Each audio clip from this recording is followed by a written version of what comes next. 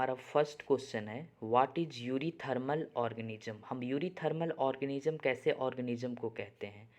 तो the organism which can tolerate wide range of temperature, वैसे organism जो environment के टेम्परेचर में लार्ज वेरिएशन हो जाए फिर भी अपने आप को सस्टेन कर लेता है, वैसे ऑर्गेनिज्म को हम यूरीथर्मल ऑर्गेनिज्म कहते हैं, जैसे कि human, cow, monkey. Next question है व्हाट इज अस्टेनोथर्मल ऑर्गेनिज्म। अस्टेनोथर्मल ऑर्गेनिज्म हम किसे कहते हैं? तो अस्टेनोथर्मल ऑर्गेनिज्म हम वैसे ऑर्गेनिज्म को कहते हैं जो नैरो रेंज ऑफ टेम्परेचर को बर्दाश्त कर पाए, यानी अगर इन्वायरमेंट के टेम्परेचर में लार्ज वेरिएशन आ जाए तो ये जो अस्टेनोथर्मल ऑर्गेनिज्म है इसकी डेथ हो जाएगी, लेकिन यूरीथर्मल ऑर्गेनिज्म है इसकी डेथ नहीं होगी। और अस्टेनोथर्मल ऑर्गेनिज्म की एग्जाम्पल है आपके insect, python etcetera. Next question है व्हाट इज होम्योस्टेटिस। होम्योस्टेटिस हम किसे कहते हैं? The process of maintaining the stable और constant internal body environment in varying external environmental condition. Homeostasis का मतलब होता है शरीर के अंदर का जो टेम्परेचर है उसे कांस्टेंट रखने के लिए जो जो प्रोसेस या जो जो एडेप्टेशन या जो जो तरीका अपनाया जाए उसी को हम क्या कहते हैं? होम्योस्टेटिस कहते हैं। होम्योस्टेटिस का मतलब होता है कि कैसे अपने बॉडी के टेम्परेचर को हम कांस्टेंट रखें, अपने बॉडी के टेम्परेचर को कांस्टेंट कैसे रखा जाए, या फिर बाहर का इन्वायरमेंट का अगर टेम्परेचर वैरी कर रहा है वैसे कंडीशन में अपने इंटरनल बॉडी का जो इन्वायरमेंट है उसे कैसे कांस्टेंट रखा जाए या फिर कैसे उसे स्टेबल रखा जाए। Homeostasis leads homeostasis leads to the constant body condition. Homeostasis के कारण जो है सो बॉडी का जो कंडीशन है वो कैसा रहता है? कांस्टेंट रहता है। और होम्योस्टेटिस को मेंटेन करने के लिए होम्योस्टेटिस को मेंटेन करने के लिए ऑर्गेनिज्म जो सो डिफरेंट टाइप के एडेप्टेशन या फिर डिफरेंट टाइप के प्रोसेस को परफॉर्म करता है। उसमें से एक है माइग्रेशन। माइग्रेशन का मतलब होता है एक जगह से दूसरी जगह चले जाना। अगर मान के चलो कि कोई भी ऑर्गेनिज्म है जो ठंडे जगह में रहना पसंद करता है, अगर वहाँ का टेम्परेचर बढ़ जाएगा तो वो उस इलाके से दूसरे इलाके में चल जाए ताकि उसकी बॉडी का टेम्परेचर जो है वो कांस्टेंट रह सके। दूसरा है सस्पेंसन। सस्पेंसन का मतलब होता है अपने बॉडी को सस्पेंड कर लेना जब तक कि उसको इन्वायरमेंटल कंडीशन या फेवरेबल कंडीशन ना मिल जाए। जैसे कि एक होता है इसमें प्रोसेस हाइबरनेशन और दूसरा है आपका एस्टाविशन। एस्टाविशन मतलब होता है समर स्लीप और हाइबरनेशन मतलब होता है विंटर स्लीप। तो ये जो दोनों प्रोसेस है वो एक्चुअली में क्या है? सस्पेंसन है। नेक्स्ट इसका एक उपाय है होम्योस्टेटिस का रेगुलेशन, अपने बॉडी के टेम्परेचर को रेगुलेट करना और बदलते रहना डिफरेंट फिजियोलॉजिकल एक्टिविटीज़ को करके। नेक्स्ट को इसके जो है सो नेक्स्ट इसका एडेप्टेशन या एक तरीका है कन्फर्मेशन, बॉडी को कन्फर्म करना। नेक्स्ट क्वेश्चन है व्हाट इज गैमेटोजेनेसिस। गैमेटोजेनेसिस का मतलब क्या होता है? तो गैमेटोजेनेसिस इज द प्रोसेस या फिर the formation of the gamete is called gametogenesis. जिस प्रोसेस के द्वारा गैमेट का फॉर्मेशन होता है वैसे प्रोसेस को हम क्या बोलते हैं? गैमेटोजेनेसिस बोलते हैं। In male the sperm formation take place in the testis by the process of spermatogenesis. Male में गैमेट का जो फॉर्मेशन होता है वो टेस्टिस में होता है और इस प्रोसेस को हम स्पर्मेटोजेनेसिस कहते हैं।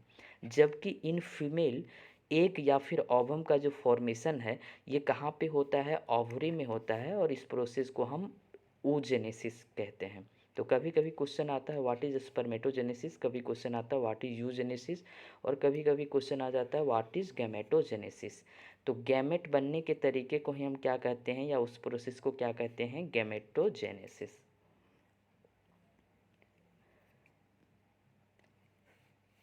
नेक्स्ट क्वेश्चन हमारा व्हाट इज फर्टिलाइजेशन। फर्टिलाइजेशन क्या है? The process of the fusion of the male gamete sperm with the female gamete egg is called fertilization. जब भी स्पर्म और एग का फ्यूजन हो तो उसी को हम क्या बोलते हैं? फर्टिलाइजेशन। उसी प्रोसेस को हम क्या बोलते हैं? Fertilization. In human fertilization take place inside the female body. और फर्टिलाइजेशन जो हमेशा किसके बॉडी में होता है, तो वो हमेशा फीमेल के बॉडी में होता है, ना कि मेल के बॉडी में। Fertilization take place at the junction of the isthmus and ampulla of the fallopian tube. यानी एक तरह से जो फर्टिलाइजेशन होता है वो कहाँ पे होता है, तो वो होता है आपका फॉलोपियन ट्यूब में। फर्टिलाइजेशन कहाँ होता है, फॉलोपियन ट्यूब में। और फॉलोपियन ट्यूब में भी कहाँ, इसका स्टेमस और एम्फुला जहाँ पे जाके मिलता है उस जगह पे फर्टिलाइजेशन का प्रोसेस होता है। तो fertilization take place in fallopian tube. और फर्टिलाइजेशन क्या है, मेल गैमेट स्पर्म और फीमेल गैमेट एग का फ्यूजन।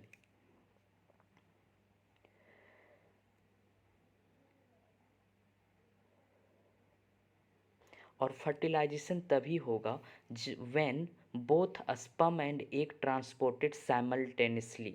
जब एग और स्पर्म एक ही समय पर ट्रांसपोर्ट हो तभी फर्टिलाइजेशन प्रोसेस होता है।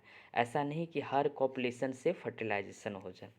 फर्टिलाइजेशन होने के बाद एक सेल स्ट्रक्चर बनता है जिसे हम लोग कहते हैं zygote. After the fertilization one celled structure is formed which is called zygote. Fertilization के बाद एक सेल का स्ट्रक्चर बनता है और उस स्ट्रक्चर को हम क्या बोलते हैं, जायगोट बोलते हैं। नेक्स्ट क्वेश्चन है, व्हाट इज मेनोपॉज। मेनोपॉज हम किसे कहते हैं, द परमानेंट सीजिंग और stop of the menstrual cycle in female is called menopause. सबसे लास्ट मेंस्ट्रुएशन साइकिल जो होता है उसी को हम लोग क्या बोलते हैं, एक तरह से मेनोपॉज। और इसके बाद जो है मेनोपॉज के बाद कोई भी मेंस्ट्रुएशन साइकिल नहीं चलता है। After the menopause there is no release of the gamete in the female body. जब मेनोपॉज हो जाए तो उसके बाद से कोई भी फीमेल गैमेट का फॉर्मेशन नहीं होता है, कोई भी फीमेल गैमेट रिलीज नहीं होता है। द परमानेंट सीजिंग और stop of the menstruation cycle. जब परमानेंट सीजिंग या कंप्लीटली स्टॉप हो जाए मेंस्ट्रुएशन साइकिल तो इसी को हम लोग क्या बोलते हैं, मेनोपॉज बोलते हैं। और ह्यूमन फीमेल में ये कब होता है, 45 से 50 साल के आसपास में होता है। In human female menopause occur at the age of 45 to 50 years. Menopause occurs due to the loss of the ability of the ovarian to produce oestrogen. Ovary जो है सो एस्ट्रोजन की प्रोडक्शन करने में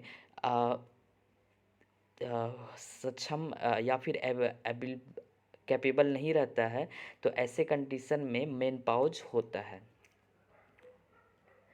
मिनार्क, what is menarche, the first menstruation cycle of the human female is called menarche.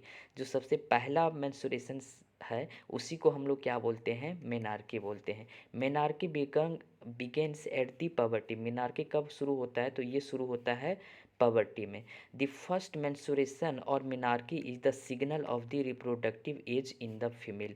Female में कब reproductive age start होता है इसका सिग्नल किससे पता चलता है, फर्स्ट मेंस्ट्रुएशन साइकिल, जिसे हम लोग क्या बोलते हैं, मेनार्की बोलते हैं।